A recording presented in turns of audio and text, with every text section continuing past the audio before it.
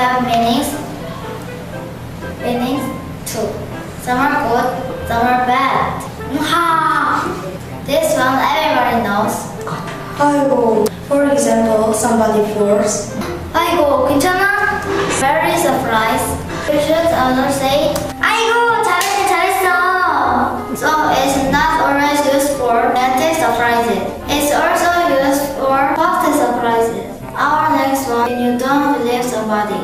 My IQ is 150. Hey, and that means I don't believe you.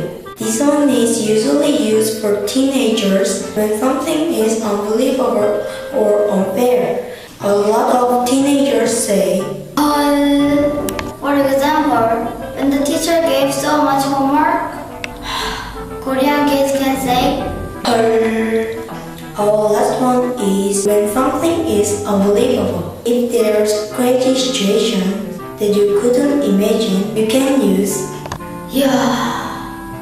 Which sound is your favorite? Leave us a comment.